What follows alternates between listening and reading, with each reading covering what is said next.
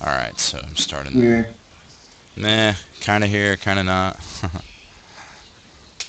Yeah. Oh, I got the little guy who's being interesting today.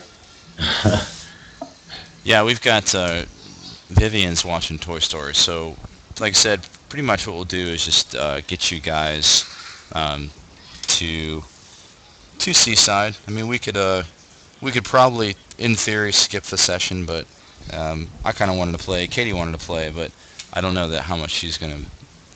I don't know how much she's gonna be able to play. She's shopping right now, so Nice. I think she's getting ready to sign in. Um, so, what'd you guys think of last night's session? I know you guys said that we'll talk for a few minutes here while she gets going. I know you guys said it was fun. I thought it was a lot of fun myself. Um, I and thought it was awesome. yeah, Rebel, you said that you like that style, kind of a break from the norm. You know, you're jumping from Yeah, scene to just scene. hmm yeah. I mean, when we have like our kind of our current mission now, like getting from Mortog to Seaside and the narcotics and everything. I mean, which is really fun. I don't know. It's kind of like a season arc in a television show. Like you have the main arc, and then every few episodes, there's just some episode where it's just like a little side adventure or something, just to kind of break it up a little bit. Yeah. Well, that's what I want to try and do. Is like I said, we're gonna role play everybody's backstory. I'm probably not going to tell you guys, hey, we're going to do Rebel or Leon's backstory tonight, but I'll just plug it in kind of when I feel it's appropriate. And but I definitely want to RP everybody's backstory, which basically gives me like 4 to 6 sessions where I don't have to exactly think a whole lot on what we're going to do because you've already written it for me. So all I have to do is just interpret it a little bit and then you know squeeze it to fit into roll 20. So um, I definitely learned some things. I was pretty happy with the amount of time that I had to prepare for it. Took me about 3 hours to set up last night's session, and I kind of just did it sporadically through the day yesterday. Um, I had to learn the keyboard shortcuts, which was good. Kind of forced me to do that, and then just the ability to drag and drop stuff from the internet onto my desktop and then into Roll20 helps out quite a bit. So Yeah, from the technical side, man, I thought the Roll20 software did remarkably well considering how many maps and whatnot you like flip around and switch to and whatnot. yeah, you Um, should have the link to it, baby. Let me send it to you again. Did it pop up in social? For some reason, she has a hard time getting my links. I'm gonna send it to your email. Yeah, I thought so too. And some of the maps. Let's see, the town one in particular was a pretty large map that I ended up having to kind of stretch it out a little bit to make it big enough for you guys to see because it was pretty small. Um, but I saved a ton of time by not having to create those maps on my own. I didn't really I didn't really have to add anything to any of the maps. A couple little things, but like the cannon, like the ship thing worked out great. I added like the cannon to it, and that was that and the Kraken. So it was pretty good. Um, I did. It was interesting. I don't know if it was because we just started late or if I was nervous because I had people actually watching me. No shit, Dungeon Master, but I had It was funny because I think the first NPC we mentioned was the female that Bryn had been working for, and I used the name Vanessa, and then about 5 minutes later, Jeremy was talking to his wife and was like, "Hey, you made it into the plot," and I'm sitting here wondering, I'm like, "How the fuck did I get the name Vanessa popped into my head?" And sure I enough, noticed that actually. I'm like, is she gonna make a little cameo here? Or? yeah, it worked out really well, but it just in the moment I was just again completely winging it. And usually I have a list of NPC names, and then it hit me again. So later on, when you guys encountered a leave, it was funny because I was just talking to Katie that I needed to get some more Aleve tablets because my knee had been hurting. Um, so she was like, "Aleve, really?" And then you said the Sisters of Cornea. So she was busting my balls about my name choices. And the funny thing is that her token actually says Aleve on it, but I spelled it last week Elaev, and I have the token set up so that way you can see the names, but for whatever reason, they're not showing Yeah, up. we can't see them on our end for I don't That's know what reason. that's kind of weird. Um, so you can't see each other's names under the Mhm. tokens. All right. No, Yeah. it's not just like special characters. It's everyone. We can't see any names. I noticed that in your video that you see the names and stuff.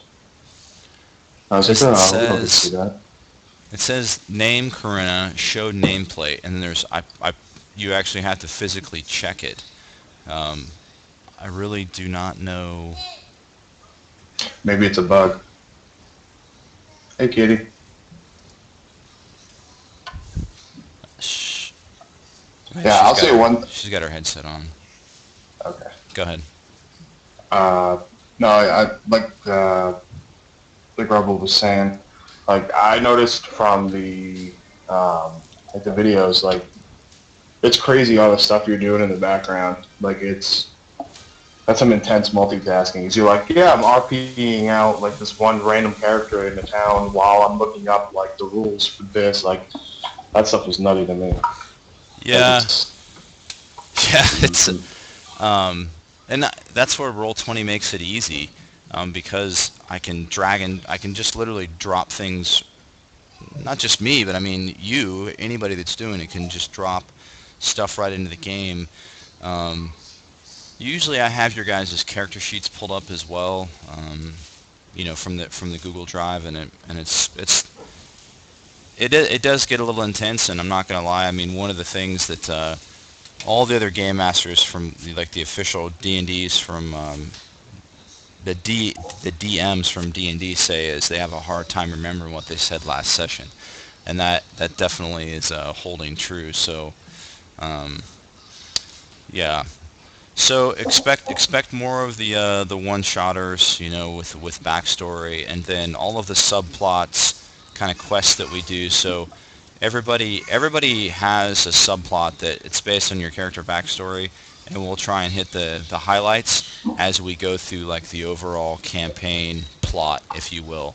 And basically, you know, well, previously I had let you guys just no shit have a complete sandbox. If you wanted to go left for 4 sessions, then we went left for 4 sessions, and then if you wanted to make a sharp right turn and go one other way, then we did that. But the problem with that is that really there's not an end goal in mind. So I have an end goal in mind for you guys in this campaign, and I will try and subtly, kind of guide you guys there. So that way you see some completion, some resolution at the end of it, and based on your feedback, we can take a week or so and tailor the next campaign, because I want to explore all of the areas of Galarion with you guys, and we can do good campaigns, evil campaigns, whatever you guys want to do.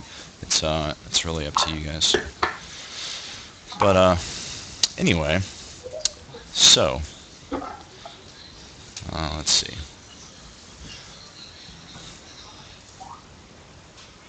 Can you hear us okay, Katie? She is pulling or putting the pizza in right now. Ah, gotcha.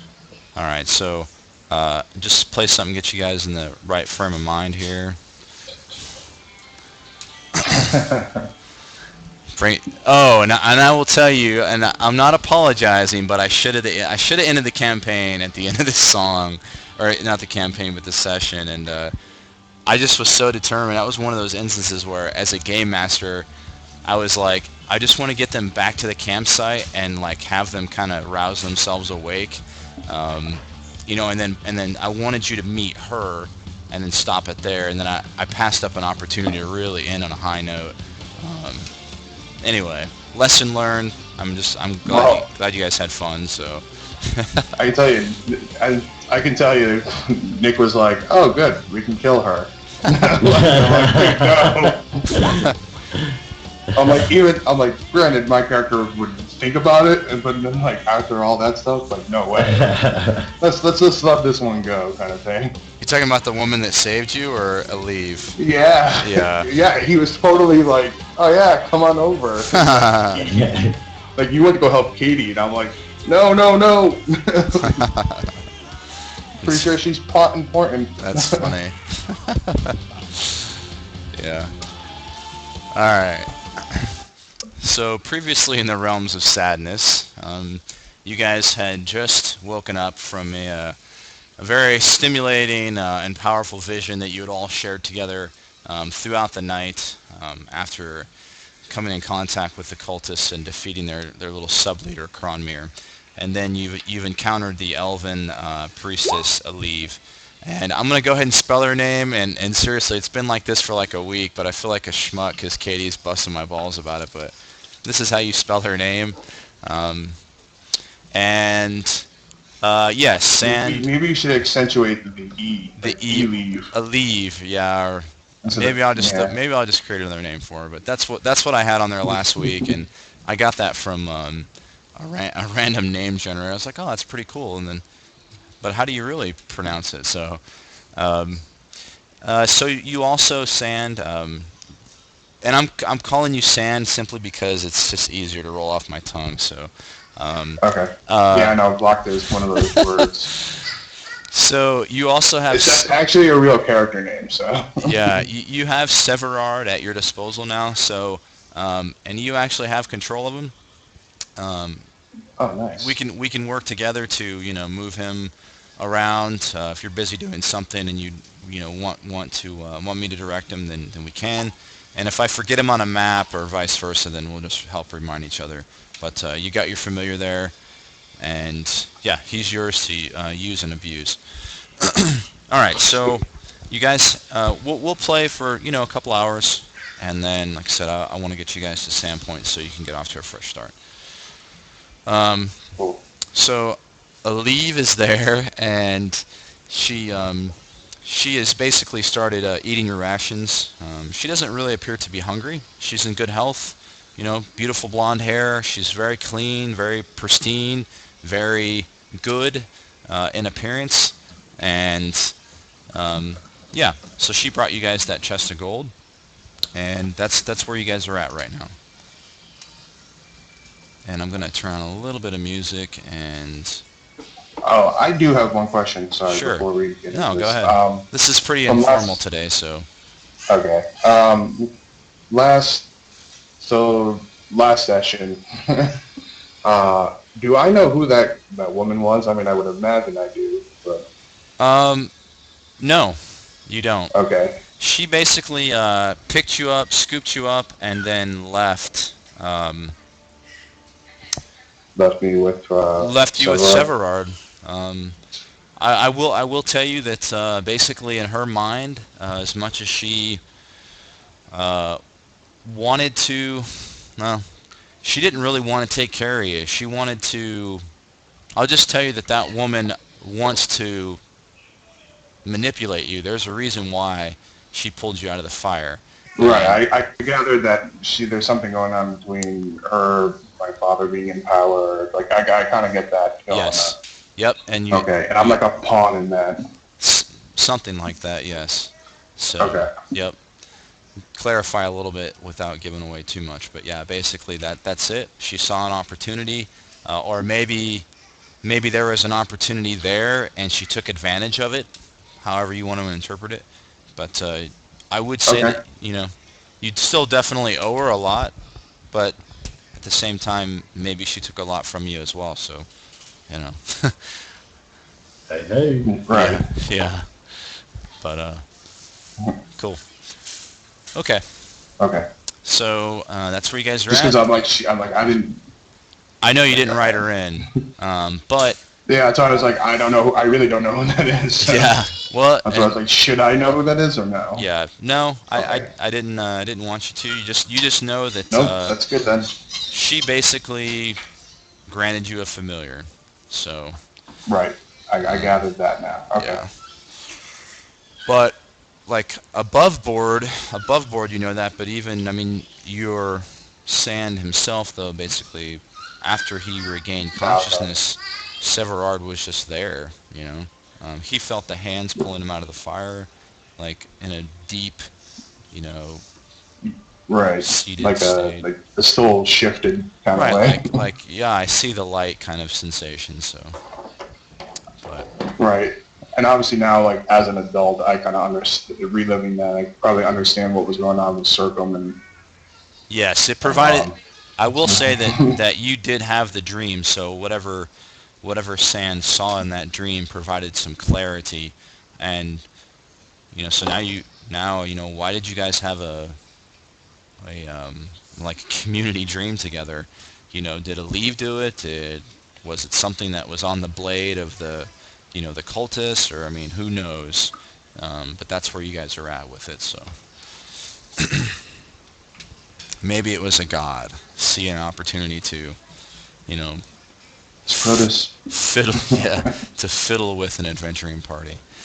So, um, so Aleve, begins small talk with you guys and asks, so how long have you said you're on your way to Seaside, correct? Yes. Have you been there before? I have not. Leon? Oh, No, Leon's no, not even. no. She, Sorry. she tells you that Seaside can be a dangerous place. It's very cutthroat in nature, and um, tells you that to be careful. That there's a lot of pirates and thieves and villains and scrupulous activities that occur there. Indeed. Do I recall correctly in that you said the road to Seaside was clear? Yes, as of my passing, it was clear. Excellent. Well, that's at least some good news. Yeah. She tells you, of course, Well, there are, you're basically in the plains from here on out the rest of the way there. So unlikely there's monsters and stuff, but there have been packs of wild dogs and wolves and things like that. So yes, I am somewhat familiar with the area, um, so we will hopefully be able to evade any packs of wolves. she asks, Sand, what is that on your wrist? What is on my wrist? You look down and you notice that there is a bracelet that has somehow arrived on your wrist, and it's basically a bone bracelet. You don't know what it is, where it came from. You look at it and it's almost kind of shocking um, that this bone bracelet is there, because you traditionally don't wear bones, and it's made up of vertebrae, small vertebrae. Must be something I just picked up. Not, It's very it's just a bracelet.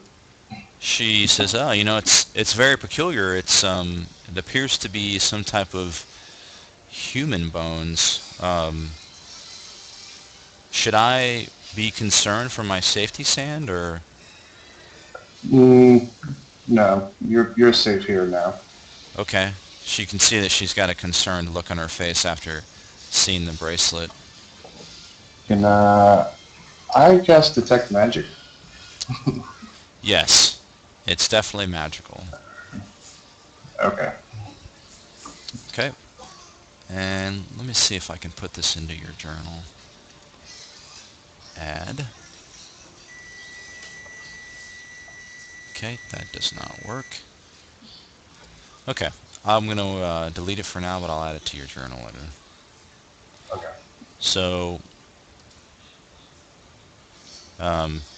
she says, okay, well, I'm going to be departing soon. I need to make my way up to Mortog. Is there anything that I can do for you guys between now and when I take off here in 15 or 20 minutes?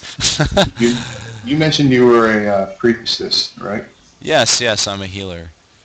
Is there any way you could help out our friend Corinna there? Of course. She She took quite a beating from the cultists.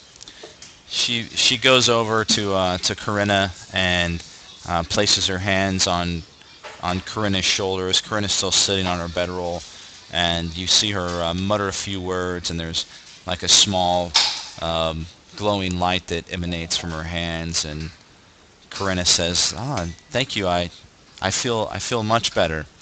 And Aleve sighs a little bit and relaxes, and she tells you, well, if there's nothing else, my friends, then it's been a pleasure to meet you. I bid you a pleasant rest of your day, and I will see you again.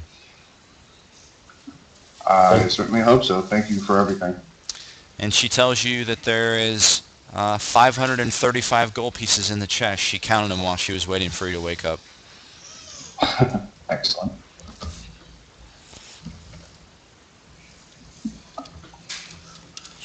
I would take your share now before Sedge gets back. Yeah. Well, Sedge is sleeping. We'll go ahead and divvy that up evenly. Evenly between Between Leon. three. Yeah. Three ways. Sounds good. Katie, can you bring me an apple shoreless? Sorry. Thanks, baby. All right, so yep, 535 gold pieces. Obviously, some spilled in the river and probably along your hallucinogenic stumble over to this place. And all right, and she gives you a very subtle bow, and she departs through the woods. And you guys kind of watch her. I mean, she's very attractive, so you watch her walk away, and she's kind of making her way through the trees, and then you blink, and then she's no longer there. Like, she just disappeared. It was kind of weird. Normally you would see people several hundred yards, maybe through a forest, but you don't know. You don't know if she walked behind a rock outcropping or what. But Quite mysterious. oops, ungroup.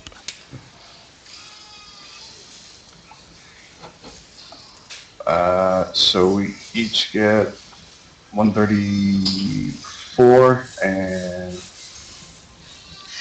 wait. Nope, we don't. We each get 133 and then plus 3. It's enough to buy a horse. Yeah. Actually, we should probably just leave it in the chest and get some horses. So we're playing shorter sessions, and you guys can just call it 134 apiece. That's fine. Shorter sessions, and this will be session number 5 for you guys, and you haven't leveled yet. I hope that you guys aren't like, well, if you're like, oh, I really want to be second level, and I feel like this is kind of slow, then let me know. I'm in it for the long haul, so I don't see any reason why we can't go 7, 8, 10 sessions before you guys level. I want you to kind of get everything you can out of your character, and then give you something new to a new skill, work on exploring your spells and your abilities and all of those things. And then I really like the idea of it being like a performance-based thing versus time or experience. I mean, experience is performance-based, but if you guys have not necessarily an epic battle, but you overcome something that has changed you and your character, then that's the time where we need to level you guys. But Yeah, that's what I was going to say. I'm like, I don't feel like we've done really anything to level yet. Yeah. Okay. That's my opinion. Leon's like, I've leveled. Only level 10, man. Yeah. Okay. So you guys have your chest there, and like I said, she departs. So you're back to just your adventuring party in the woods, and it's now 7 in the morning, 8 in the morning. You guys have already had breakfast and stuff, and you guys are ready to get on your merry way. All right, let's pack up. Yeah, Leon. I go ahead and pull up a map and just kind of get a bearing on where we're at and which direction we need to head in. Okay.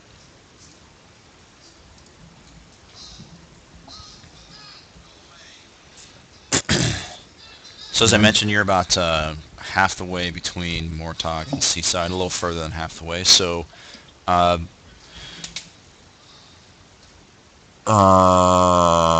go ahead and roll a d20.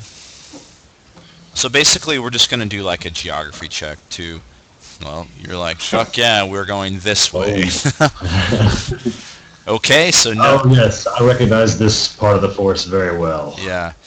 Because you guys don't have survival, which is what you would kind of normally use for navigation, they're just going to rely on your ability to read the map.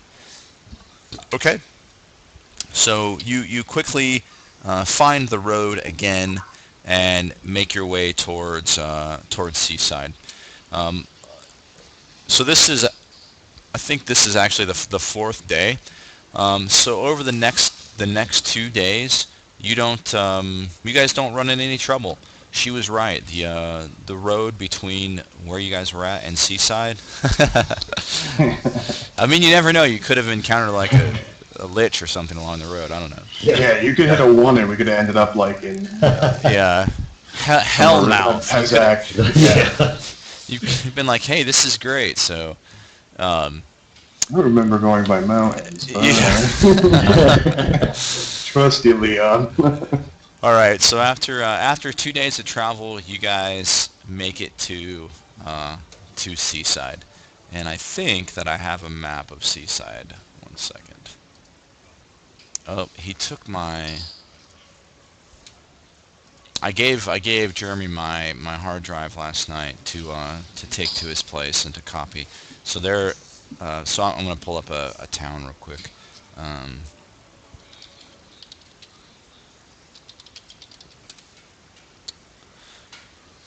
Yeah, they are looking at doing their own campaign. I think that they've already got a couple of people that are interested in playing with them. That's cool, man. The more people, the better. Yeah.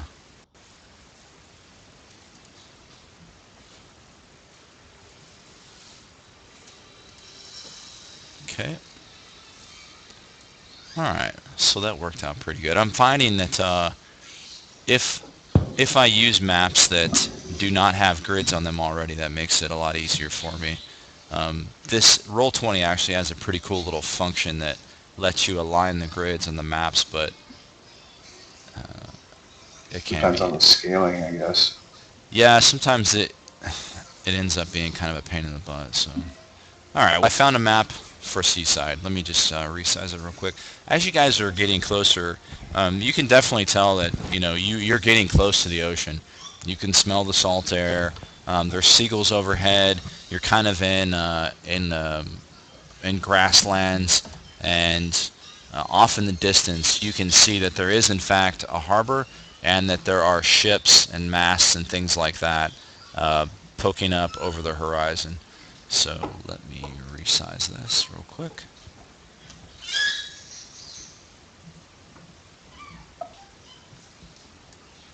Think about the Kraken and Garth, my sacrifice. That was funny. That was epic. Yeah, the I slapped the guy around. In comes Rebel. All right, I'm gonna jump in the Kraken's mouth. Like, well, so much for waking him up. the Kraken worked out. Somebody's got to pretty do it. Yeah. I was glad that that encounter didn't go on too much longer. I was like, well, I'm kind of out of this now.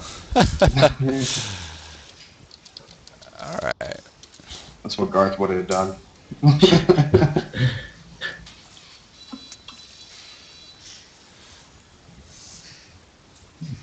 Okay, you guys should see a map of Seaside. It's quite the city. Mm-hmm. Yeah, A little bit bigger than Mortog. Yeah, it's a little bigger than Mortog.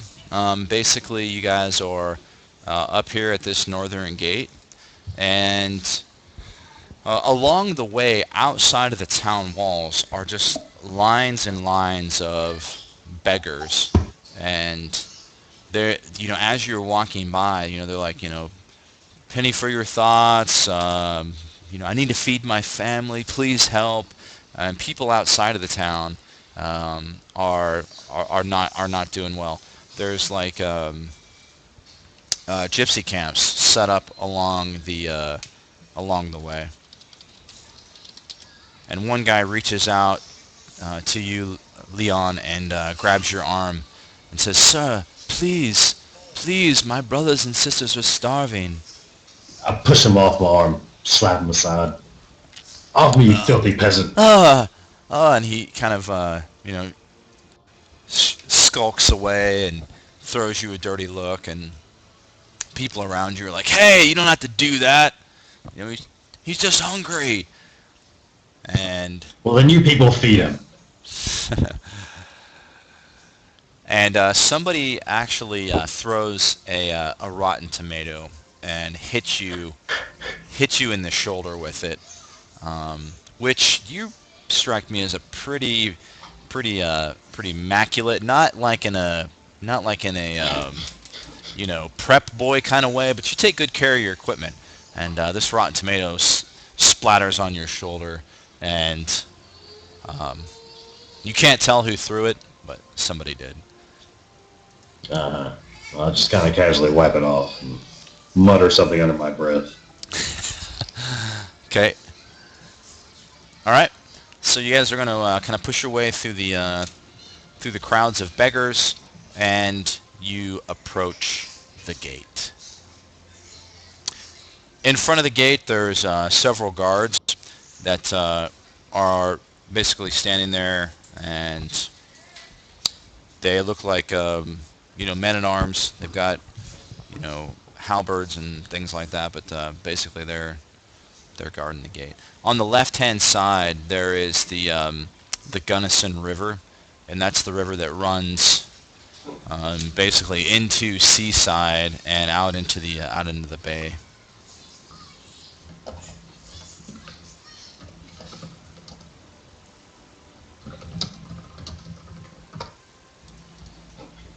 Okay.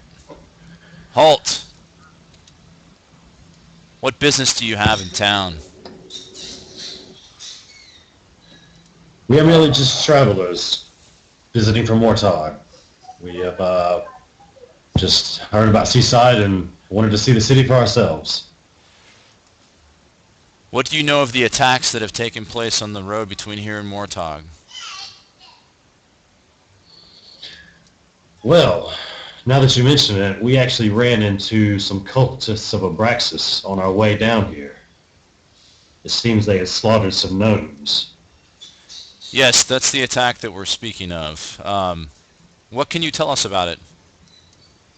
Well, we can tell you that the cultists are dead, thanks to yours truly. But they certainly didn't go down easily. I believe there were 5 of them in total. So you slayed them? I and my friends here. Well, excellent. Job well done then, my friends. Do you have some type of proof or anything that you slayed them? The only reason that I ask is that if you do, then there is a reward. Above board, did we, from the time when when we killed them at the end of that last session to where we were at the campsite when we had the flashback, did we search their I was curious about that myself. Did Yes. we search their bodies or anything? Or? Yep. Okay. You guys searched them, and that is how Sand came about the bracelet. I was going to actually just say, I was just going to raise my wrist up and show them the bracelet. Okay. Yeah. So you searched them, and really that bracelet, you found the bracelet, and you also found a small parchment that appears to be some type of map, and you also have 15 packs of narcotics. Right, from the pillars. Of Soma that you guys are carrying on you right there. Yeah. Okay, so he tells you that speak with Mayor Laterick, and he should be able to help you out with the reward. See, I'm trying to copy and paste off of a... Let's see how well this works here. John said he had to go for just a second. I don't know if you saw that. Okay. Okay, yeah. Later. Okay. And then I labeled the river there. I assume that you guys can see it, so... Oh, yeah, okay. Yeah, the Gunnison. Yeah, sweet. Alright.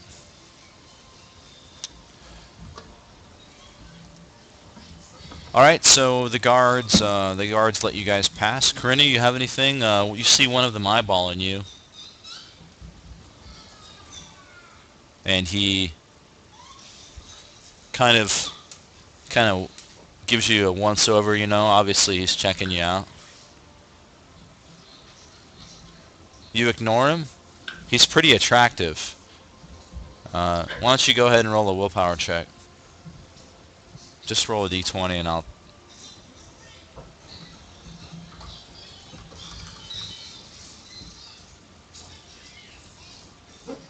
Oof. He's pretty attractive. I mean, for a gate guard, not a bad-looking guy. You'll remember his face. All right. So, you guys make your way through town, and there's some signs, to the Red Dragon Inn, to Town Square, to Mayor's Hall, to the Snob Hill, which is the name of the hill where the really nice houses are at, which is this area. Oops. I guess I can just label it like that. Oh, that works. On the west end of town, or? Yeah. Okay, yeah. Nice. How can I...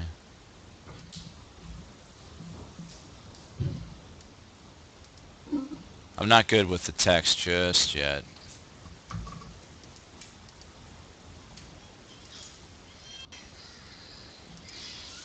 Let's see how black displays here. Nope.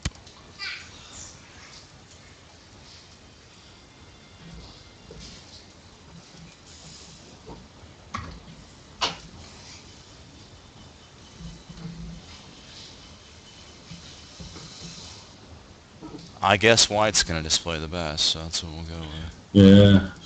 We'll try a different font.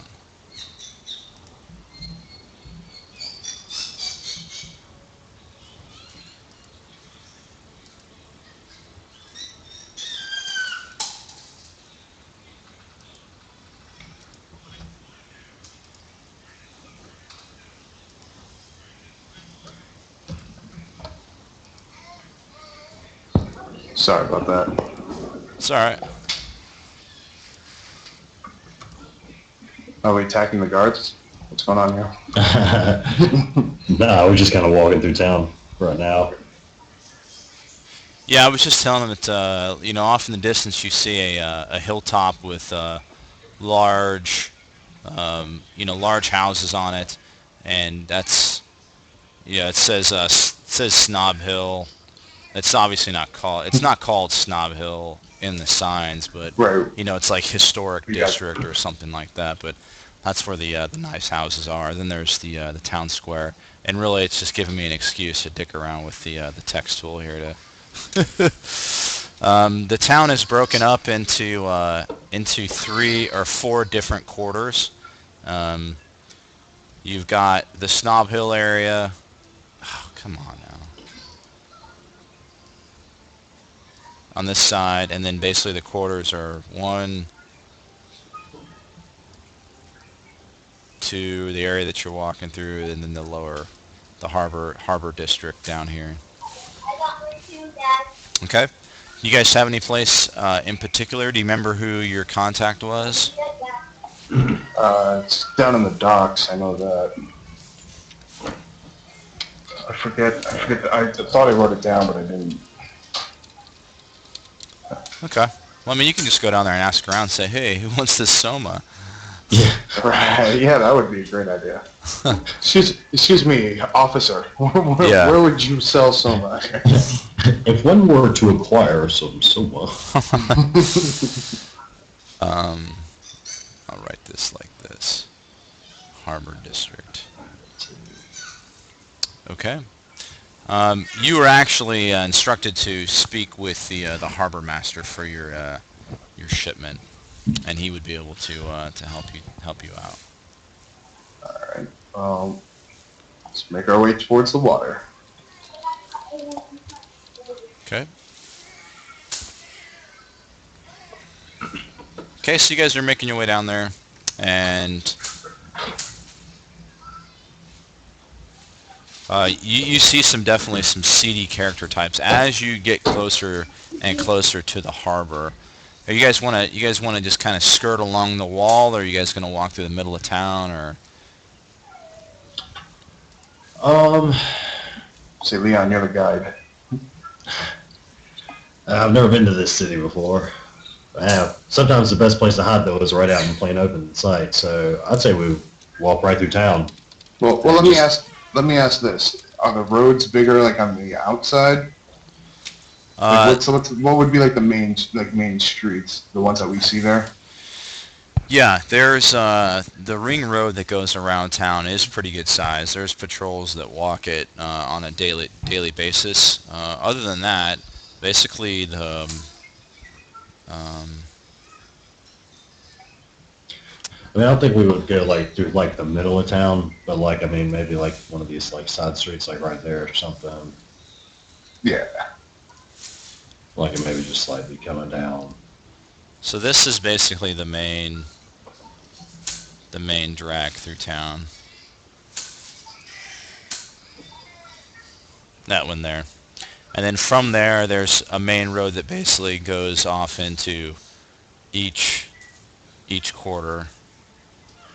This one goes straight to the harbor. If people are going to go to Snob Hill, then they go this way. Oops. I'm not seeing any changes on the map. Yeah. Okay, hold on.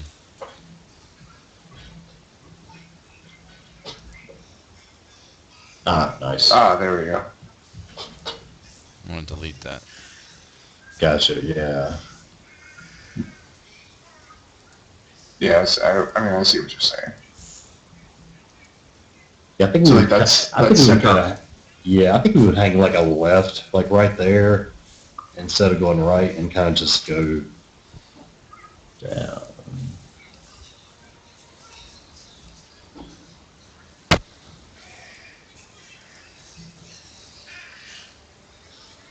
God dang it, I keep grabbing the damn map. Okay, Yeah. I like that. so there are signs.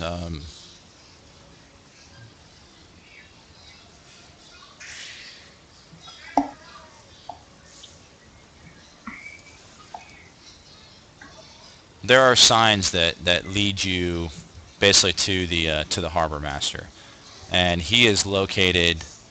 Um, he's located in this very kind of corner building, um, right here at Okay. the tip of the harbor, basically. Um, and then all along on the outside of the wall is all the buildings that are used to tend to the ships. The repair shops and wood makers and things like that are all over there.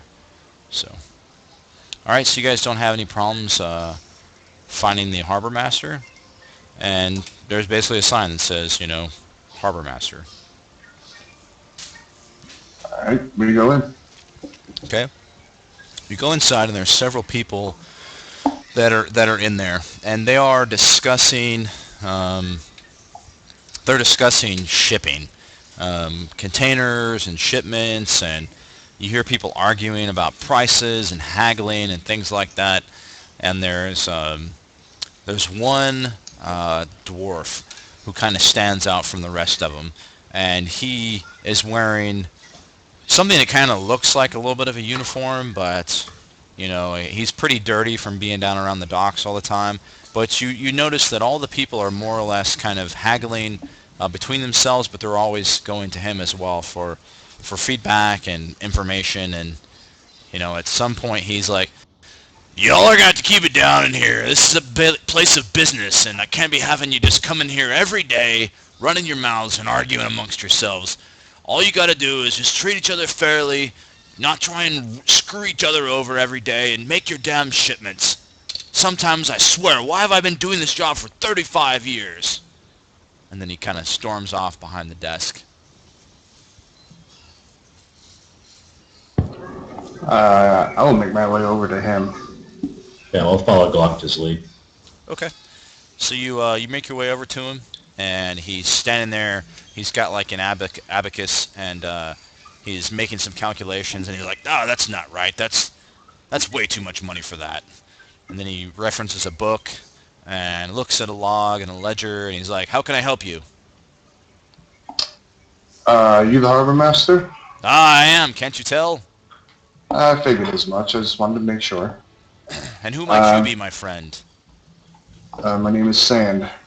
"Ah, pleased to These are meet you. My name is Nor." Nor. Nor, we are. We've been assigned to make a delivery, I believe, to you from Mortog. "Oh, from Mortog? I'm not expecting anything from Mortog. What is it?" Maybe you know of a partner, silent type, stiletto. "Hey," he grabs you by the shirt and he says, "Don't say that fucking name here." He says, "Get in the back." Say, do we have somewhere private to speak?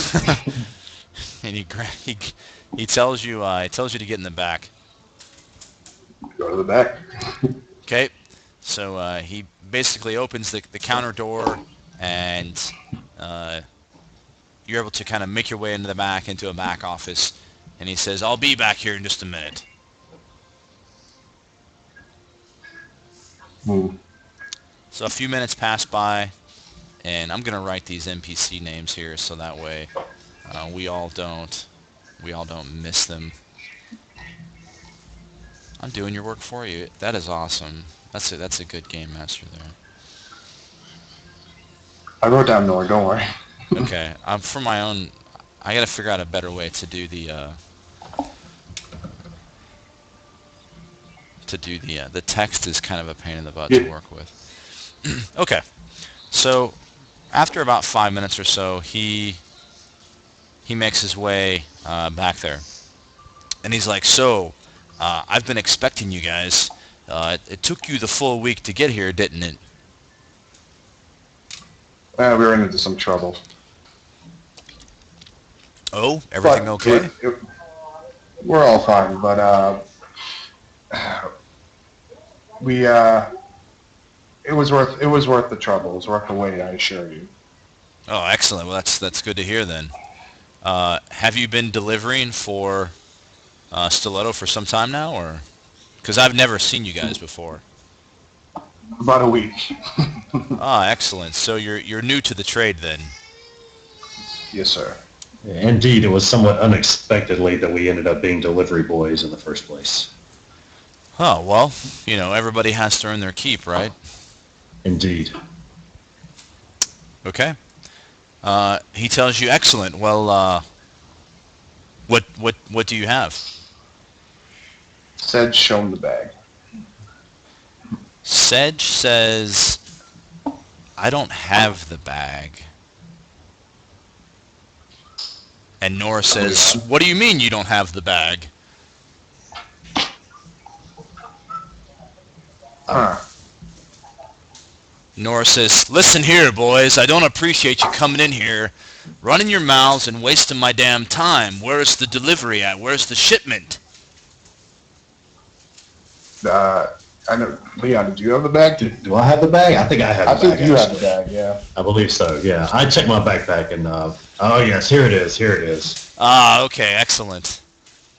He's like, "Yes. Oh, I'm glad. We almost had a major problem there." Yeah, indeed.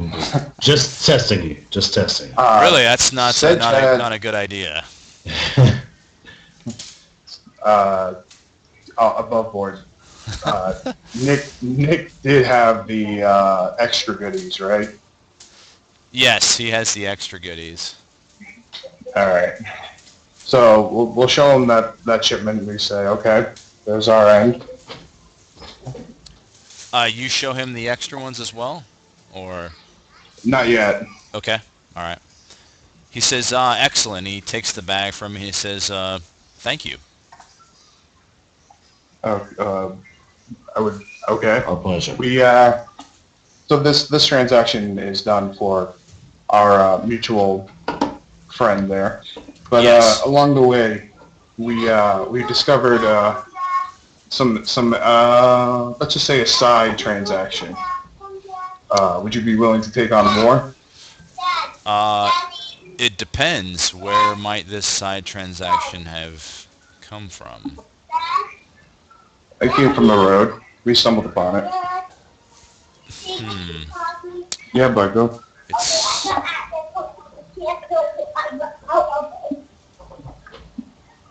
this sounds a little shady, my friends. But Is it never, everything we're doing Well, shady we are back in the here? back room. nevertheless, I deal in the shady. So, he says, certainly. Uh, show me what you have. The only thing I can tell you is no. Is no. All right. Said, show 'em the goods. Vivian, quit tearing up the blinds. Okay. So there's a small table that's in between you guys. Said, Oh, roll. Sedge. Oh, yeah. Sorry there. Sedge just, he's kind of acts like your typical 19, 20-year-old kid and just dumps it out. And you see Nor kind of, he leans back in his chair and he looks at you, San, and he raises his eyebrows and he said, "Boys, I gotta hand it to you. You guys have got some balls." He said, "You see that little emblem in the bottom Well, left?" we didn't kill them. We found this. Okay. He says, "You see that little emblem there in the bottom left corner of the each package? That is the symbol of the Black Foxes, and these are Stiletto's goods here. Um, you understand that she's probably going to be pretty upset that she didn't get her payment." We will be meeting with her soon, anyways. Let us worry about that. Okay. This is nothing but a business transaction. We did our good faith one. Now this is the side one. Okay. Well, he tells you that because the goods are stolen, he's only going to pay half price for them. Oh, it's all profit to us. Good job, bud. I peed on the bus. Good Doing job, awesome. Caspian. Attaboy. I mean, All right, you still have to go lay down now why? because it's time for a nap. I. um, so he tells you that he'll pay half price for the shipment, and basically you end up with each of you receive an additional 100 gold. He gives you 400 gold total, and he tells you that if you like, you can take it as I can give you notes I tied that. or as gold pieces. Dad. I tied that. Above board. What would notes give us? It's the versus- same. It's just paper money. Basically, the royal family has issued notes, if you will. Okay, so it's cash versus gold. Cash versus coin. Cash versus heavy gold. Right. Either way you want to look at it, though. What are you thinking, Leon? I'm thinking I'll take the notes. That way it differentiates any sort of money we've come across. That'll be fine. Better encumbrance-wise, anyway. Yeah, that too. Yeah, we'll take the notes, sir. Dad. Okay. Yes, bud. All right. So he hands you each a note equivalent to 100 gold, and on the note it's it's very ornate in design, and it's got the little emblem of the cross that you guys are continuing to see. Excellent. Nor, Yes. by chance, is there anything you have need to be shipped up towards Mortog? In that direction, at least? If you give me a few days, I can probably scratch something up. You understand that, you know, well, I really don't have any reason to trust you other than the fact that you did bring one shipment here, but generally I don't start doing return trips for folks until I really trust them. But if you give me a few days, I may be able to scratch something up for you. All right. Are you That guys in a sounds hurry to good. get back, or? No, we Not need to at all. see we need to see the mayor anyway about our reward. Oh, reward? Oh, we forgot to mention that, didn't we? Nothing much, just some cultists we slew on the way down here. Oh, really? I'd heard that there are evil cultists harassing people along the way. Brutal folks, cutting hearts out, are they? Yeah. Yeah, Don't it's... worry. We cut theirs out. Okay, yeah, perhaps Mayor Laterick will be able to reward you further. And he says, come back in 2 days, and I will let you know what I've found for you. What any particular type of skills you guys have? Like, to be frank, none of you exactly look like the thieving type. I do have some very high-paying thieving jobs, some heist jobs, if you will. But doesn't look like any of that stuff would appeal to you guys. Depends how how quiet you want it. Quiet's not something we do. Well, it's not so much that it needs to be quiet. It's just that it can't get back to me. Obviously, having the harbor master of the largest seaport in Western Chillax is not going to work out very well. So, and I've had this job for 35 years, and I plan on keeping it for another 35 years. So, Hmm. We'll come see you in a couple days, and we'll see what we can work out. okay. And he flips you guys another larger coin. It's basically equivalent of like 100 gold.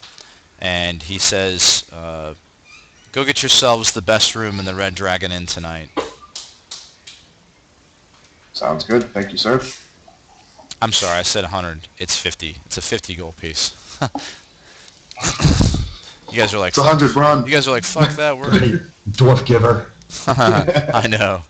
Hey, watch your tongue there. All right. Okay. We'll head over. We'll head out discreetly. All right. I guess we're gonna head to the mayor. Yes. Should we go ahead and do that first, or you think go ahead to the Red Dragon first? I say we go see the mayor. All right. Okay. So I guess we'll I see there's like maybe signs or something. There is. See which way. Yep. Actually, this building right there is the courthouse where he works at. It's kind of the U-shaped building there in the middle of town. All right, so you guys make your way back through there. You got here, kind of not early in the morning, but kind of mid-morning. So there's people around. There's merchants, guys trying to haggle their wares and sell you things. And everybody go ahead and make a perception check. And I will roll for Corinna. And such. And Sedge, yes. Oh. Oh. It's always nice Must having have the a mask game. on. It's always nice having the game master roll. Unfortunately, Sedge isn't here, so you guys don't know exactly what he saw. Sedge leans in as you guys are as you guys round a corner. He very tactfully and very kind of moves in a very streetwise manner and steps into you guys and says, "We're being followed by the trackers from Mortog."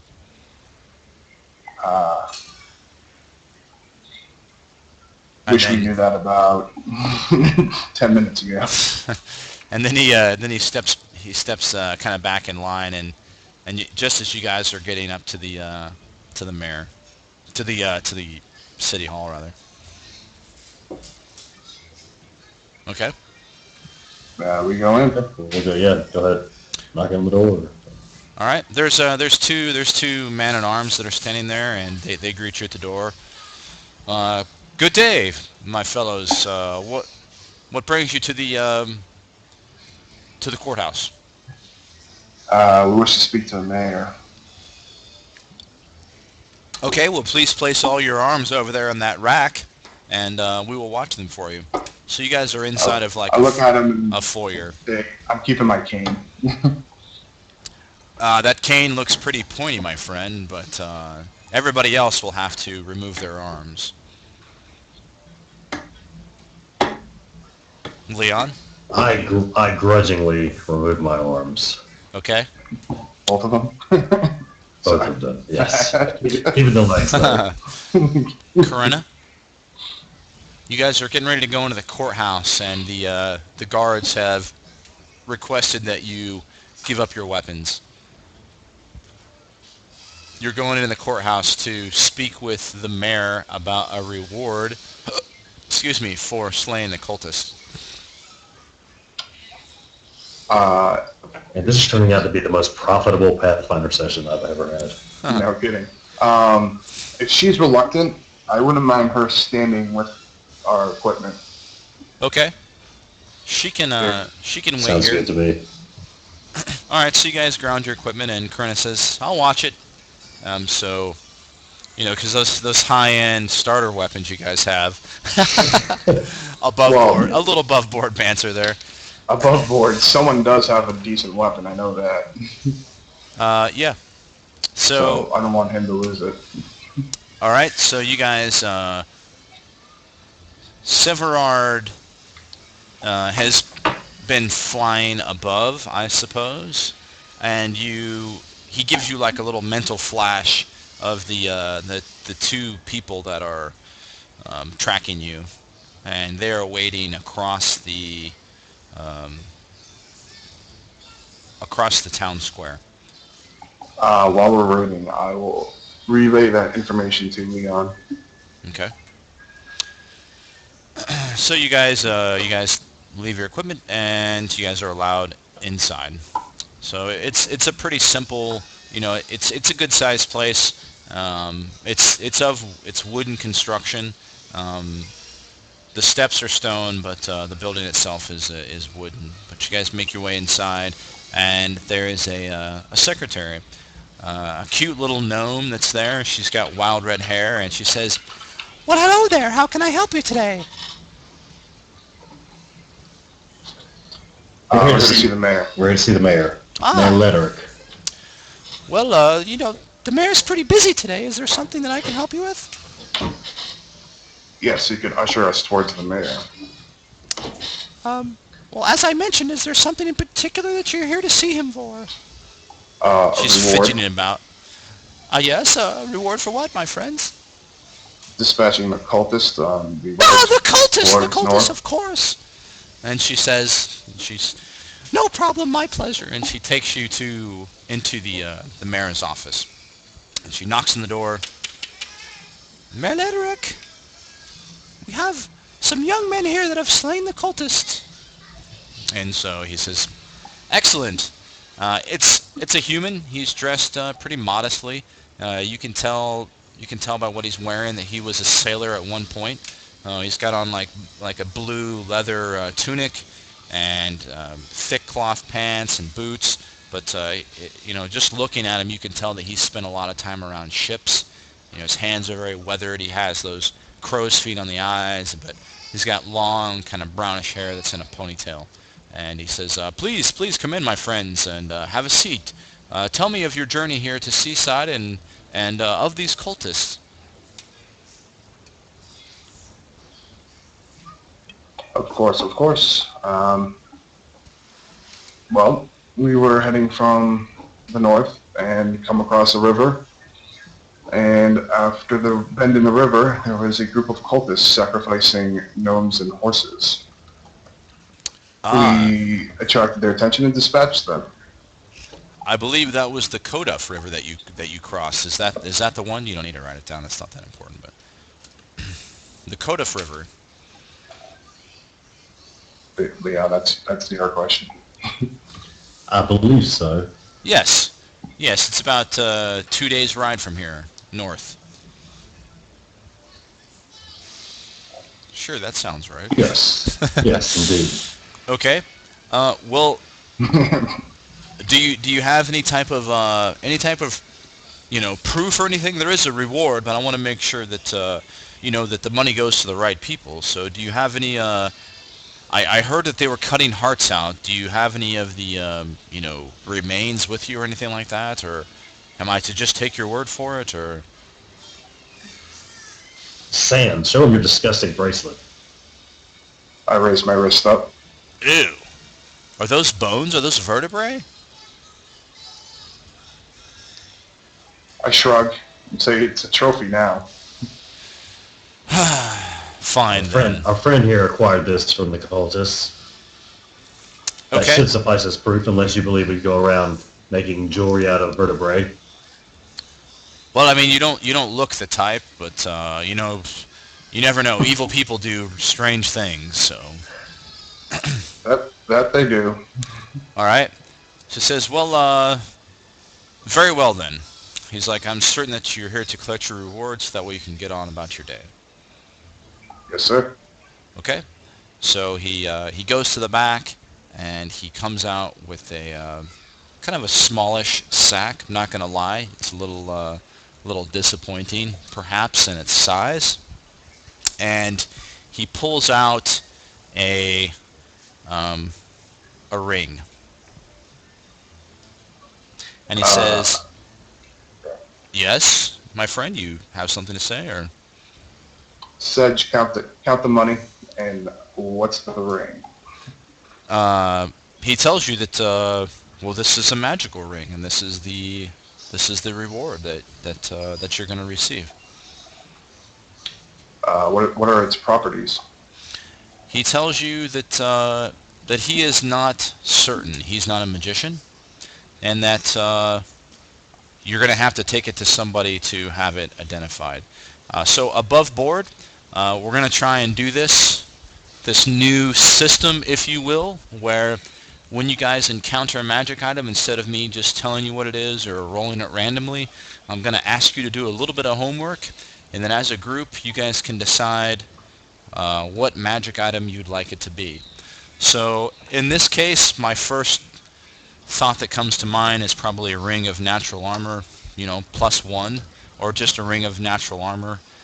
So this gives you guys an opportunity to go to the PRD and mess around with some magic items, but basically it's going to be a lesser magic item. I'm going to give you the rules here real quick on what I want you guys to follow.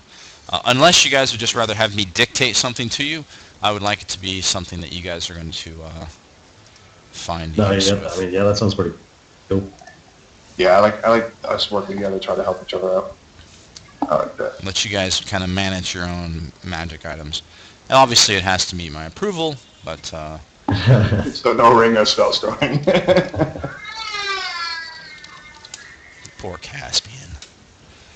Yeah, he got loud. He can't Okay. get the TV. All right, so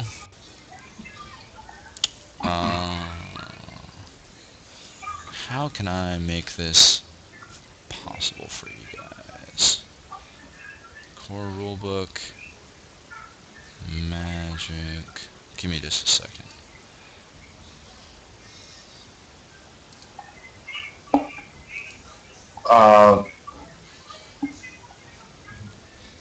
Yes.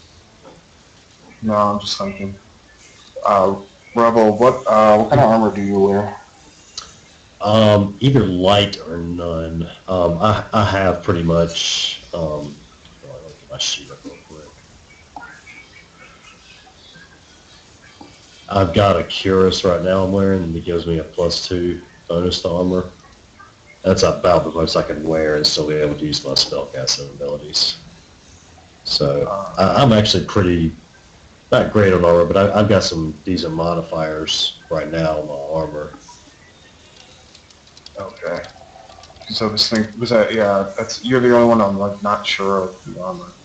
Um, Yeah, I mean, it may be more useful to either you or Sedge. I don't know. Seth just got leather, I think, so he's probably better off than both of us. Right.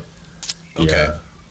Yeah. So it is a minor, basically a minor magic item, and like I said, it's a ring. So you guys can pick basically any of the minor magic rings. Um, so a I mean, minor, that natural armor probably makes the most sense, anyways, right now. Hmm. and I believe that natural armor is a minor. Let me double check. And the natural armor, does that count towards like combat maneuvers and stuff too? Or is that or is that something that only is affected by dex and whatnot, strength?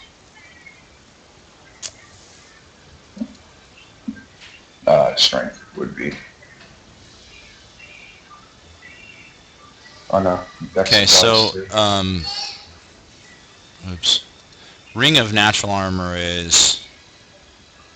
um, is what it's called in Dungeons and Dragons. Here it is called a ring of protection. Ring of protection. Yeah. So I'm looking at. I'm gonna post you guys this link real quick, so you guys can check it out and give you kind of an example. So if you look at that chart, on the left-hand side, you've got Are those the market prices accurate? yes. So you have the minor column, and you guys for the ring, you're not going to be able to go over. Um, we'll say 2,500 gold pieces. So um, he's pretty happy that you killed a group of cultists, but he still, in his mind, suspects that there may be a problem. And Yeah. So how long have these cultists been troubling the roads between here and Mortog? he says that really within the last couple of months is when they've started, getting crazy. Um, there's rumors that they are starting up um, their own kind of church. They're basically trying to establish their own church, if you will, and following. Um, and that he suspects that it will continue to get worse. He doesn't know. He said he's heard rumors that they are worshiping the demon lord Abraxas, and there hasn't. You want me to open the bottle for you? We can confirm that. Yes. Yeah, we certainly can. And as Death Throes, the leader of the cultists, mentioned the demon lord Abraxas. Ah, okay. It's at that time that you guys remember that there was a map as well that you found. A small piece of parchment, rather. So he says, Right. I don't know where their hangout is, or where they're coming from. I don't know where they're recruiting new people for the cults. Times are tough right now around here, and people are desperate for change. The government speaks of being high and mighty, yet the people suffer due to poverty and all of those things. So it's some people are doing very well in Cheliax, and others are not. So Well, I say I'll hold him. I'll show him the map, holding on to it, and say, "What do you think this is worth to you? We found this on the cultists. and what do you show them? The map? The map that we had found. Yeah. Ah, Oh, a map. He says, well, I'm not really the guy. Well, I'm sorry. Brain fart. I thought you guys were still talking to the harbor master there for a second. Or he's like, map. He's like, I don't really have enough garrison, so to speak, to try and seek them out myself. Is it something that you may be interested in undertaking?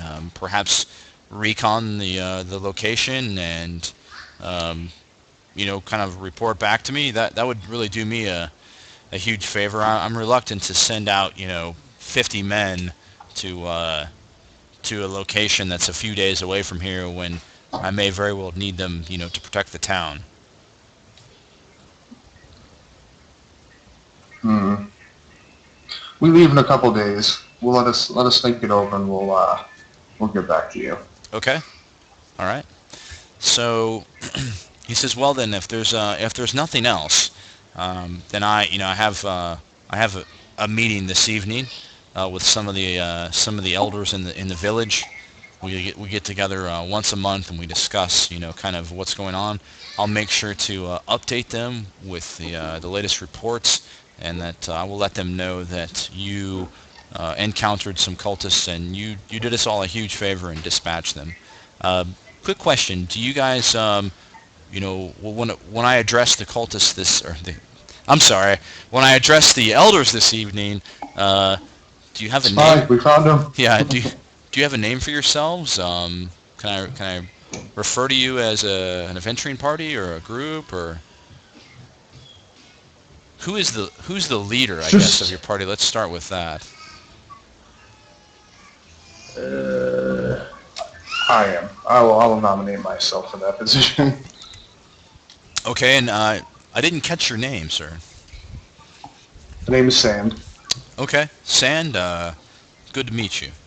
All right, so Sand, do you guys have a name for your group, or because I'm certain that the elders will be very interested in who did this good deed for the town of Seaside and for Mortog. I should have looked at Leon like, I don't know. You could just say group of civic-minded citizens. Excellent, civic-minded citizens. I like that. Okay, all right. I'll make sure to let them know. And if you need anything else next time you're in Seaside, please don't hesitate to ask my secretary, I know. who will then relay to me. Yes. So make yourselves at home, and you are welcome to stay at the inn for free. I have one question to ask of you. Certainly. Do you know Sheriff Jax? Ah, yes, I do. Did you run into him, or? Yes. As we passed through Mortog, he came upon us and has been tailing us ever since. Two of his men are outside. I was wondering if there's anything that can be done about that.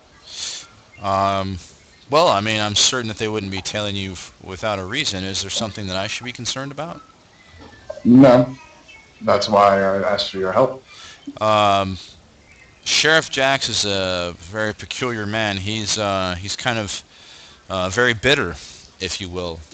He's a dick. Yeah, basically, he is. His best friend and confidant is Baron von Helsing, and I don't know if you are familiar with the backstory or the history rather, of the Baron, but he was basically outcast from the capital, and his father has a seat in the Council of Lords, and basically Does his barony extend to Seaside? No, it's just Mortog as well. Seaside itself is an independent town, so there's not a baron that oversees it. I've basically was appointed by the Council of Lords here as the mayor, and I've been the mayor here for the last 10 years or so.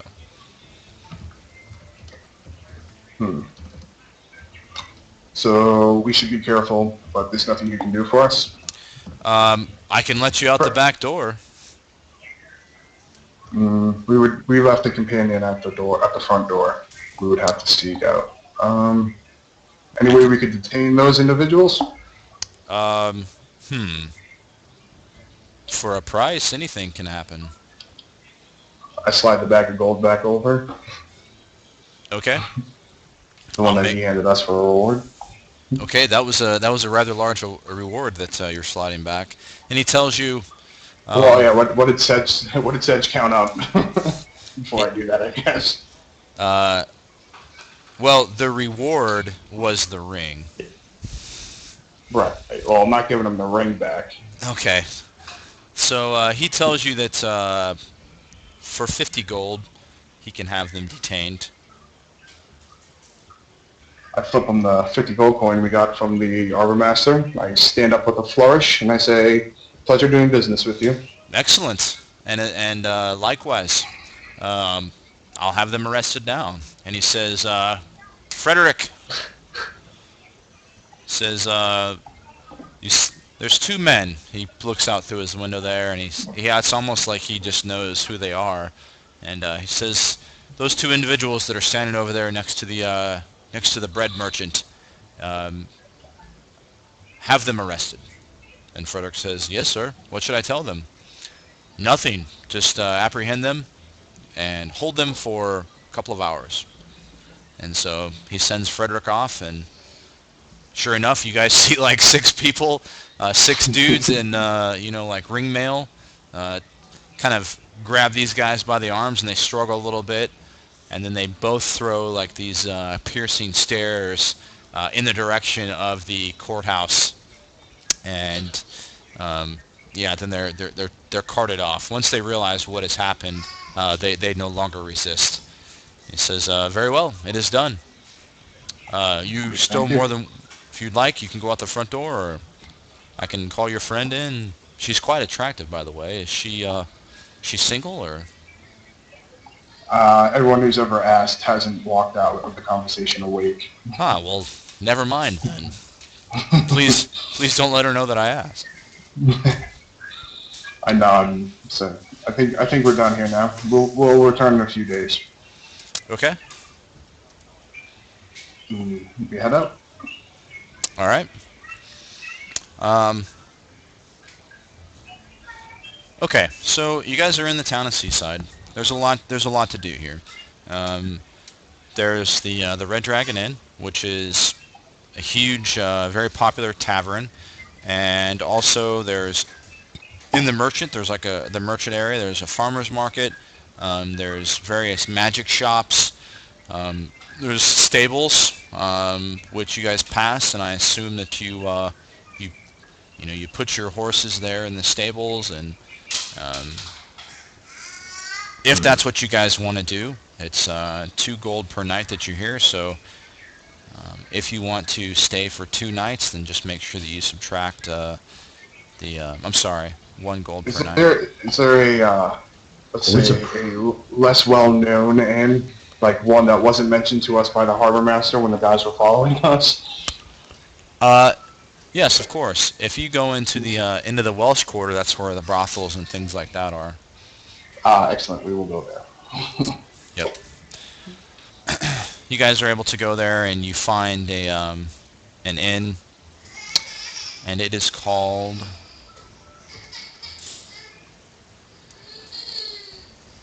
One second. The Salty Tabitha.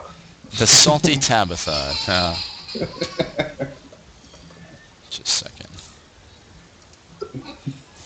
I don't know if you were there yesterday, Rebel, for that. I don't think so. There was one girl on that pirate ship. Huh. And So that's funny. Yeah, Katie ended up playing her.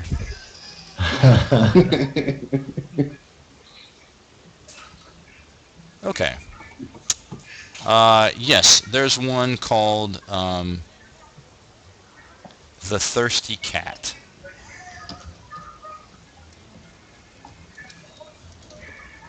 I think we should be more discreet.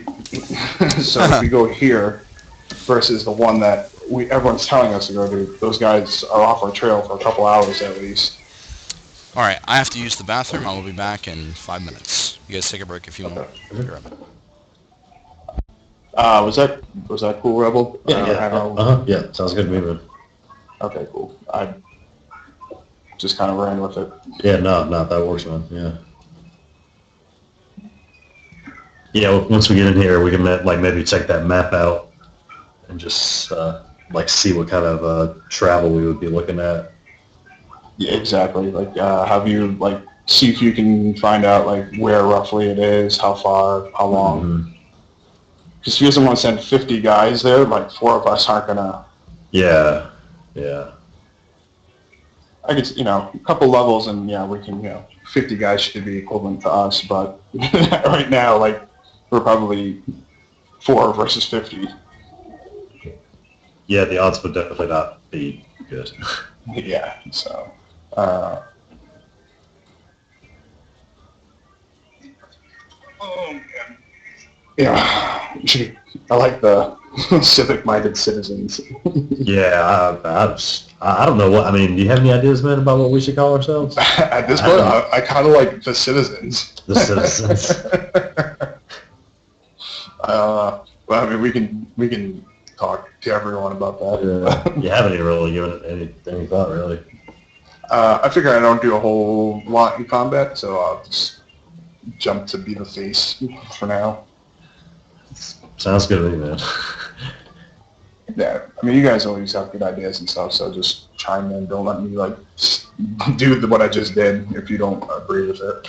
Well, yeah, but at the same time, if you just have like a spontaneous idea that you think is good, I mean, should go for it, Yeah, that was the getting rid of the tails. Yeah, I mean, that, yeah. I figure since he was all like, "Oh, I want you to do something for me," all right, I'll get rid of those guys and we'll talk. Mm-hmm.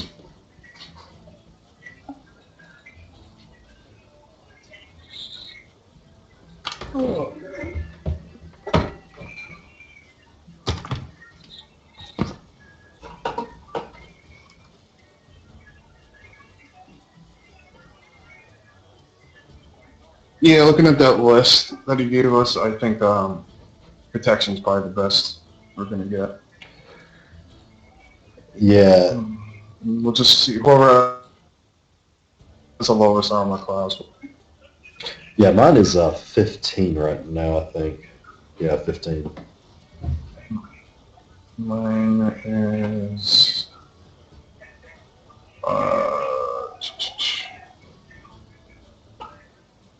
mine is 12. Let's see. Let's see what. Yeah, now you should go log in. Yeah, I'm in the drive right now. I can check Nick's real quick. Nick's. Come on, Google.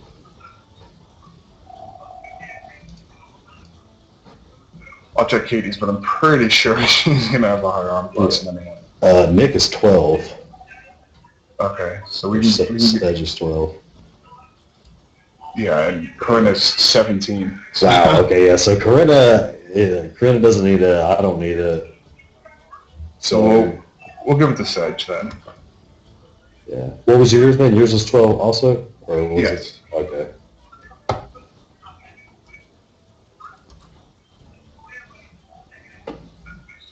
Does he really have? He should have a dex bonus or something. Yeah. Let me go back. Let me pull this back up, man, and see what was up with that. Yeah, he's got a +2 modifier to dex. How is his 12? It should be 14.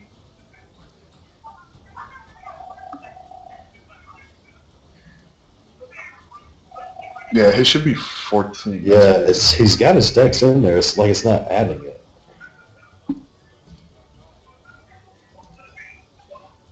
Oh, that's weird. I'm just gonna put a. Yeah, no, I didn't change it either. No, I'm in the screen and watching you do it. Okay, I'm back. We have a question real quick. Sure. If you bring up Sedge's file there, his sheet, we were just comparing the armor classes to see who would get the ring, Uh-huh. and he's got the the +2 modifier from Dex, and then he's got a +2 from armor. But it says he only has AC of 12.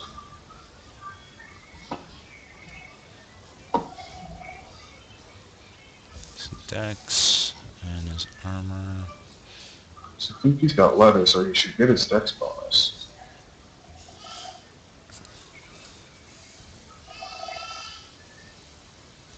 Yeah, so his armor should be 14. Okay. So let me change it real quick.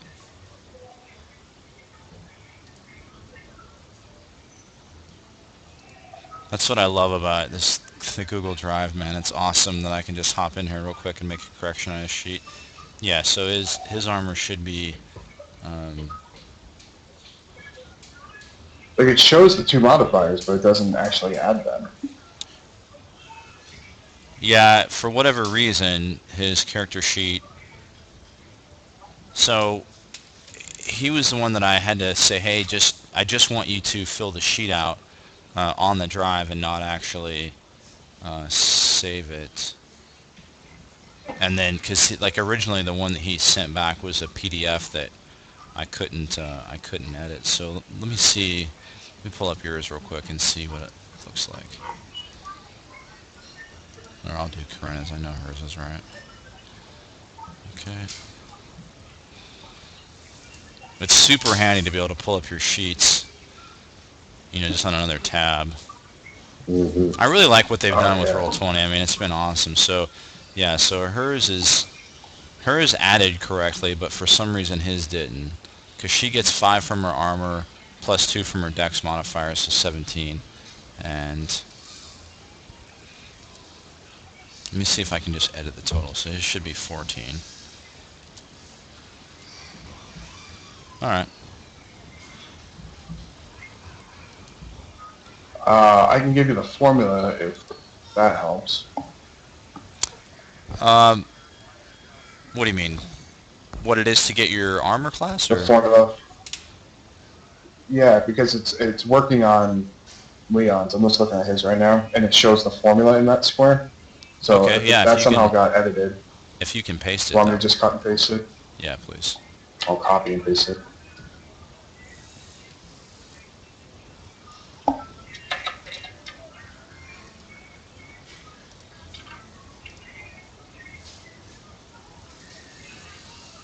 There we go. It's all set now. Were you able to edit it So yourself? now, yes.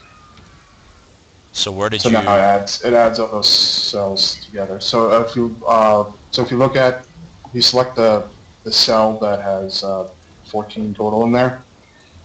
If you look at the top, it's got the formula. It's just going to add together those cells. So I-18 H34 through. Right. Yeah, so it's H34 to AA34 or whatever. It's going to add all that together and put the total there. Cool. Okay. All right, so his is working. Oh, there we go.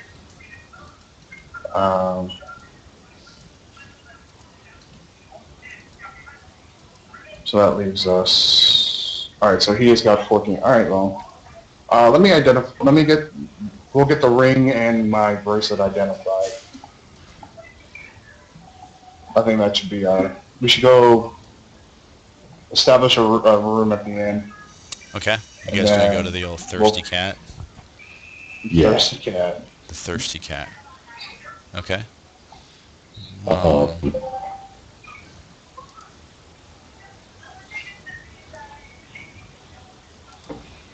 Okay, so the thirsty cat is I'm going to let's see if I can highlight the location for you.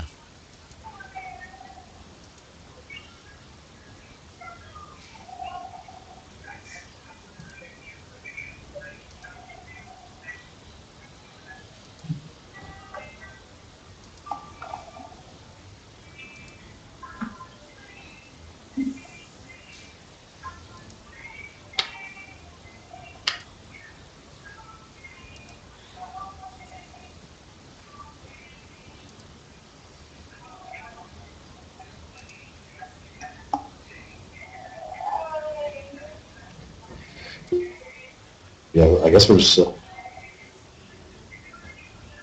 I'll just take a road right there. Okay, that didn't work. We're gonna do what? Oh yeah. Just take that route there to it. Sounds Well, good. I highlighted it, but it disappeared. So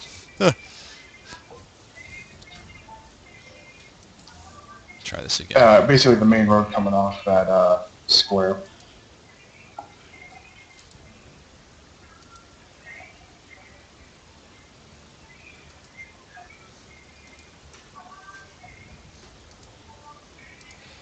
Okay, can you guys see that where that red building's at?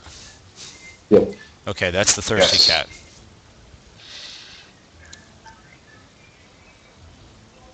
I guess we'll just take that main road that comes off the square there, and that leads right to Yeah, it. heading north.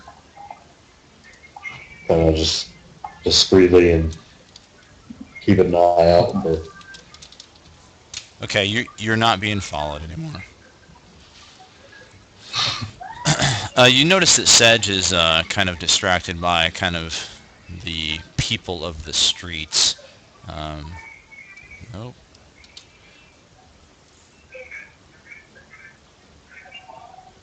The Thirsty Cat. Okay. That way we don't forget where it's at.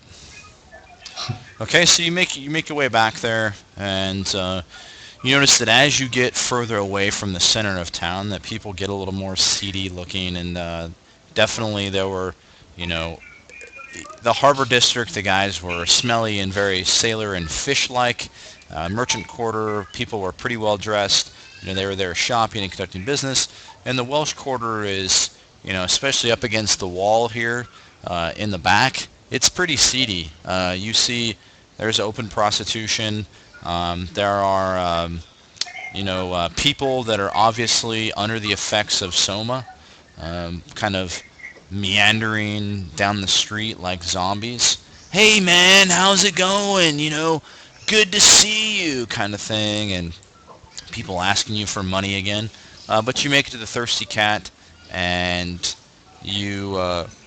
it's a rundown building, but the outside of it's been painted and very kind of seductive colors and purples and reds, and it's obvious that it is a inn and a tavern, but really it's a whorehouse. So, and that's pretty much it. The only other place, like I said, is the Red Dragon Inn, which is a big inn where everybody else stays. So most people that come to Seaside aren't even aware of the Thirsty Cat's existence. So as you guys walk in, Good. you're greeted by a woman at the door. And she's very attractive, as most of my women are, because nobody wants to be around an ugly chick. Uh, so she's a human. You can tell that she's led a hard life, and she says, "Hello, boys and girl." And she looks at Corinna kind of with a shit-eating grin on her face, and she says, "How can I help you?" We need to rent a room for a couple nights. No problem. Please come in. You come inside and there's just like women everywhere. They're not like naked, but there are some patrons at the bar, some very shady looking types, and she shows you guys over to a secluded table in the corner, and she says, "Is there anything I can get you? Something to drink, perhaps?" Um, I'm fine. Is there a place to stable our horses and whatnot? Yes, outside there's a stable building next to it. So as you guys, she says, if you stay here, the stable is free of charge. Excellent. Um, yeah, we just need your most discreet room. Well, all of my rooms are discreet. Mm, okay. What's the closest one to the stables? We'll take that one. Okay. She shows you. She's like room number 3. Okay. Well, we'll pay for 2 nights. Okay. So it's 2 gold per night. Oh, hold on one second. I got a phone call. Be right back.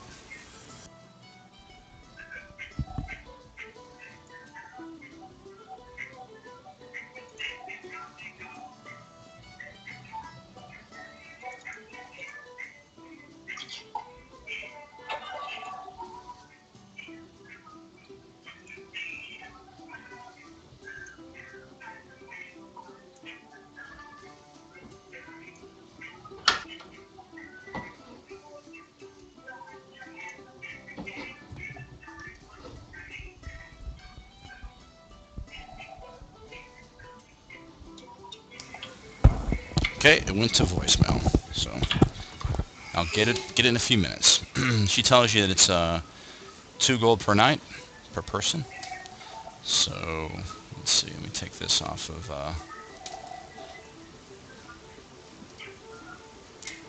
Should we add in the gold we divvied up? Yeah. So let's go ahead and do that real quick. I'll take care of I Sedge and Corinne. Yeah, I've already added mine.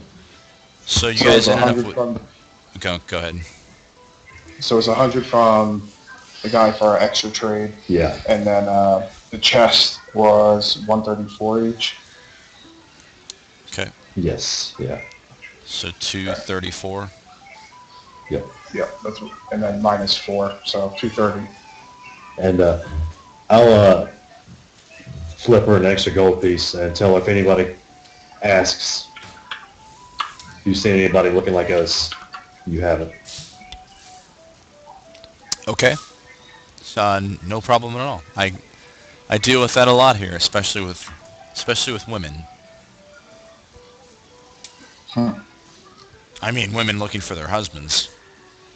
Right. No, this will be some men. Okay. So let's see. So really, 230. The mayor told you that you're welcome to stay wherever, but obviously he wasn't talking He about didn't this mean place. here. Yeah. All right. So Nick is at 258 gold.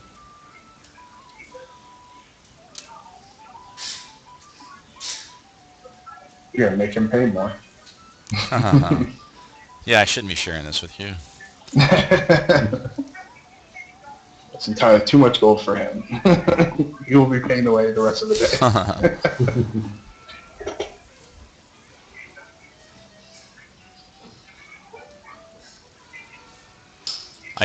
I mean, we know what we split, so it's not a big deal. Corinna, did you take your gold off for your The only thing that's in the question. horse she rented? No. Huh? I don't think she did. We'll settle that up right now. She's like, I haven't messed with my gold at all. Okay. No, I'm not doing that. You're doing that. It's your responsibility. Okay. Well, you really haven't spent any.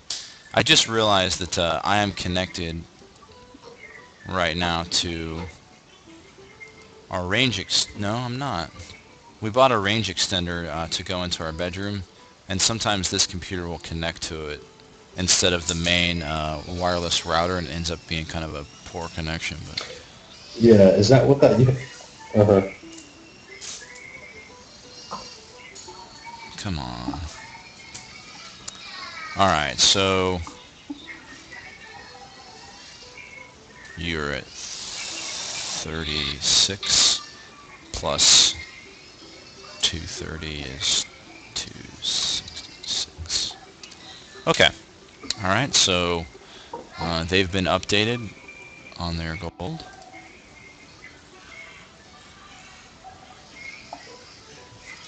Okay, and so she shows you to room number 3, and she asks, would any of you be interested in some companionship this evening?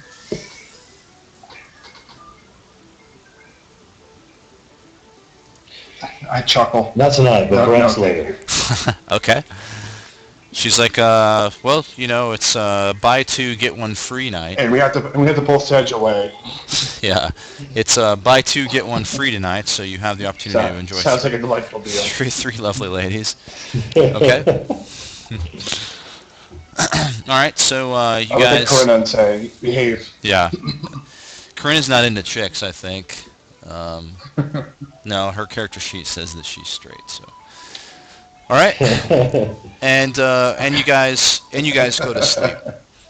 So that's probably a good place for us to stop for the day. You guys got to Seaside, you got paid, and you met a couple of different NPCs, and you guys have another day to kind of screw around town and go back and speak with Nor, the harbor master. Go spend some of my gold. Spend Okay. some of your gold, yeah. Yeah, I want to get the bracelet and the ring identified. Okay, we can do that real quick. Yeah, I was just gonna say, like, if you just want to like play out that day, I mean, or whatever. But at least that's what I would be planning on doing. Okay, do you guys do you have an idea what you'd like the ring to be? Yes, we decided on the ring of protection +1. Okay, all right. So it will be 50 gold to have the ring identified, and I'll pay for both. okay. So you take it to 1 second. And you want to get the bracelet identified too, John? Yeah, I'm So wearing the thing. I want to know what it does. 1 second. Yeah. This is a bracelet of genitalia shrinking. Yeah, you fucked. I don't know if you remember last session or not, but I'm pretty sure that doesn't make a difference.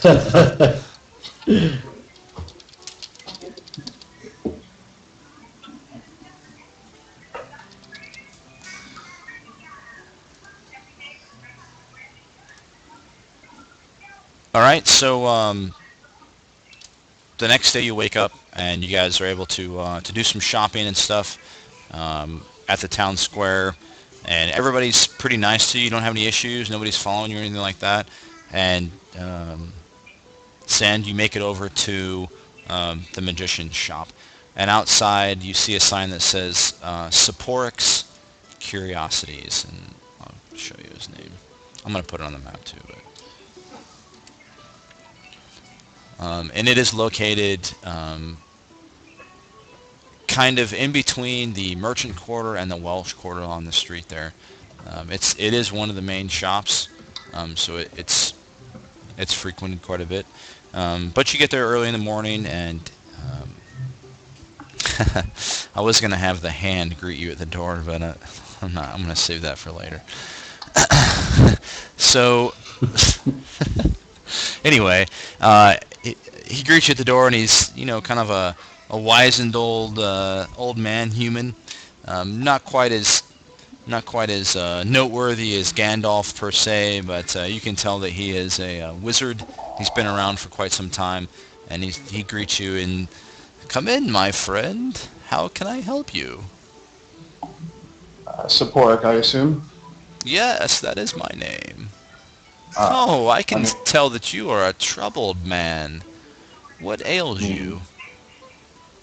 What ails me at the moment is the properties of this bracelet and this ring. Perhaps you could be of assistance.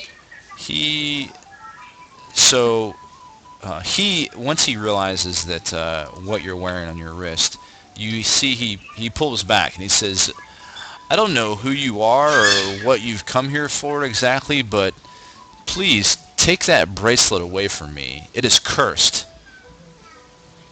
Wonderful. Could you tell me what it's cursed with? "No, I'm not going to touch it. Not without a lot of What if gold, I- my friend." He's like, "I suggest you take it off." What kind of gold? "Well, it's going to take some preparation before I just handle a cursed item, you see. He says that he says that for 100 gold, he will identify it for you, but he's really not interested in it." Would you know of anyone that would be Ha! interested in something? Most people try and stay away from cursed items. Hmm. All right. How about the ring? The ring I can do for 50 gold pieces. Consider it done. Okay? He says, "Are you feeling okay?" No worse than normal. Okay. All right. So for 50 gold, he identifies the ring, and he tells you, it's like this is a very nice piece. This is a ring of protection +1. Excellent. Um,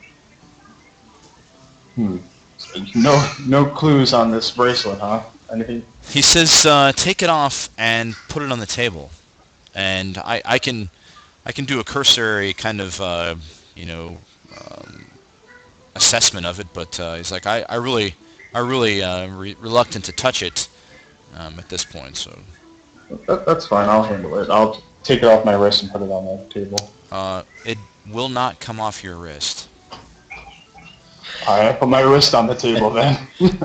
You go to tug on it, and you're like, man, this thing's kind of tight on my wrist, and it won't come off.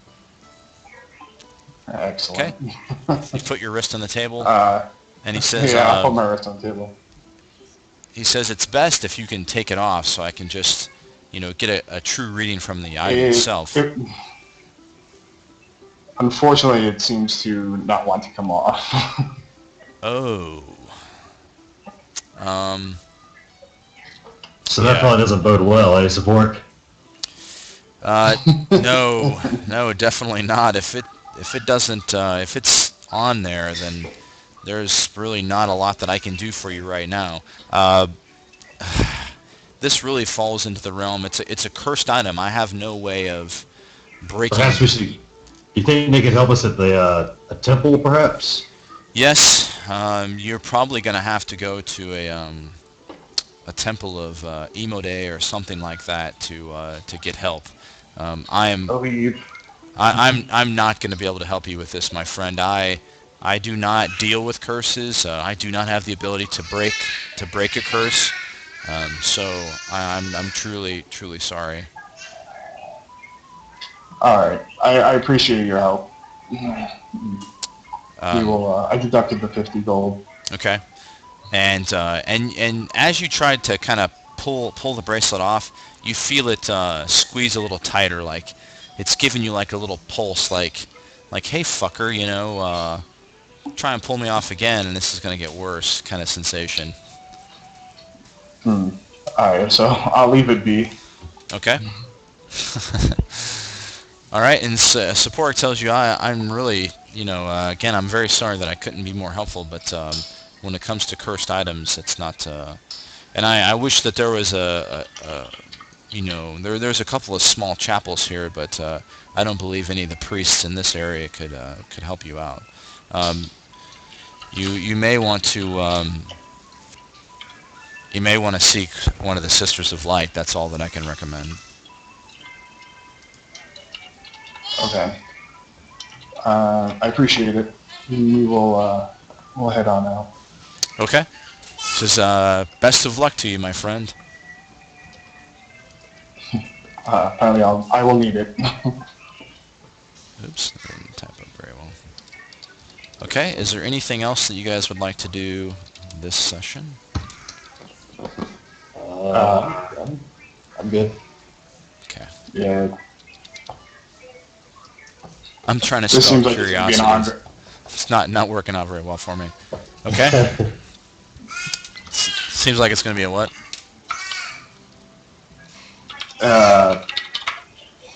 It should be. Thank you. This seems like it's gonna be more of a problem, so we'll have to wait on this one. Yeah, you feel like it's going to kind of be sticking with you for a little while at least. Man, I wish I knew what it did besides Okay. cinch my wrist. So we'll go ahead and stop there. And yeah. Okay. So this will pick back up.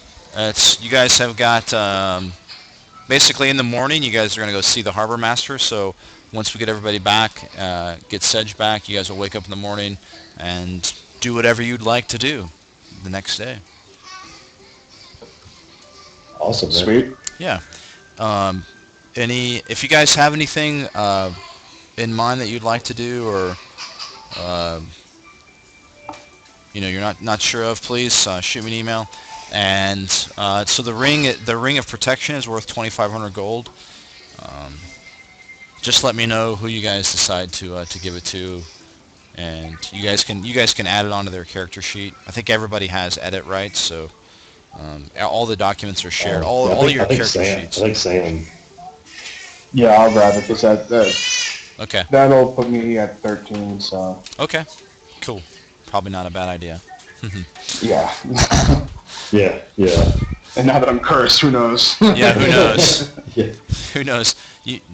Not only have you almost lost a leg, but you may be losing a hand too. So God, that would just really suck. I am such a tragic character. This is great. Okay. All right. Okay, guys. Well, everybody have a good week, and I will talk to you Cool, man. guys later on. Do you guys want to try playing Saturday at 3 p.m. your time again, or how'd that work for you guys? That was pretty good for me. I don't know. Yeah, I should be okay with that, I think. Okay. I know it's still kind of in the middle of your day, and I mean everybody's kind of given up time in the middle of their day to play, but I think that worked out best for Katie and I. Yeah, that was awesome having actually Katie playing. Yeah. Okay. All right, guys. Well, have a great week, and I will see you guys later. I'm gonna post this up as soon as I'm done with it. It'll be on YouTube. So. Okay. Sweet deal, man. Yep. See you guys later. Awesome. Yep. Bye. Take See it you, easy. Ray.